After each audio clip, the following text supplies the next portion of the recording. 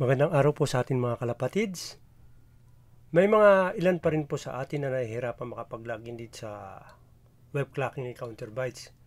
Gawa ng common issue nila, hindi po sila nakakatanggap ng web password or web pin from Counterbytes. So, minabuti na lang po namin ni YonaPro na alisin na lang ang web pin at gamitin na lang ang kanilang dating account sa IPJON. Para sa gano'n naman, ay hindi na po sila mahirapan. So, ang web clocking po ay compatible po sa PC, laptop, desktop, smartphones like Android or iOS. So wala po tayong kailangan i-install dito. Una, punta lang natin ang preferred natin browser like Google Chrome. Ako, gamit ko dito is Android, so by default meron na siyang Google Chrome.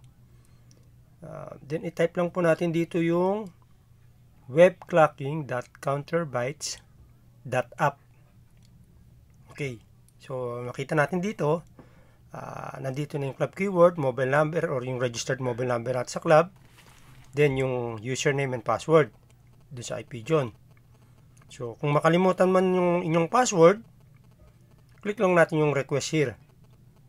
Yan po, sa baba. So kung kayo hindi pa nakaregister, click lang natin yung register sa baba. Then i-redirect kayo sa registration form.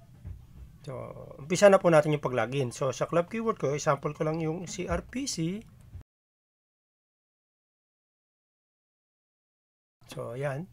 Tatanungin tayo kung gusto nating i-save yung ating password.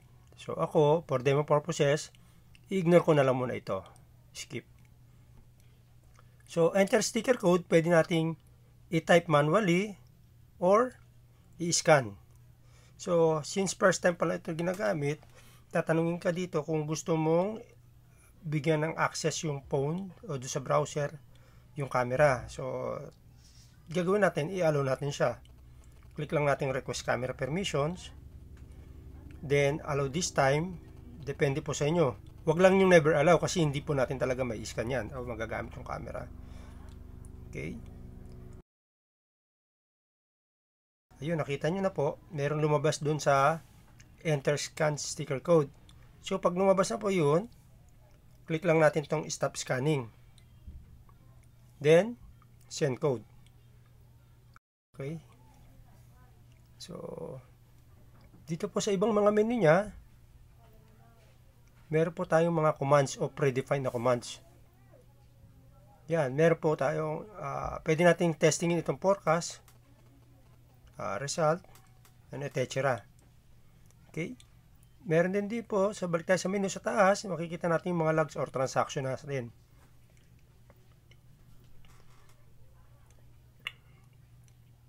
So, itong logs na po ito, bukod pa po yung logs doon kay YonaPro. Halos kalimitan ng transaction na ginagawa nyo rito is naka-store lang po siya within 24 hours. Okay, para hindi rin masyadong congested sa system ni Counterbyte na mag-store ng logs.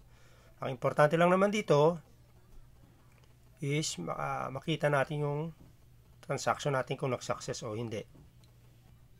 So kung mapapansin po natin, itong web clocking ng Counterbyte is pretty basic. Wala po siyang share allowed or buying allowed.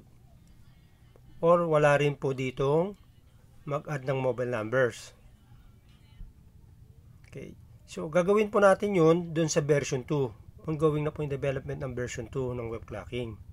So, lahat ng features po ni IPJON, ilalagay po natin dun sa version 2. Abangan po natin.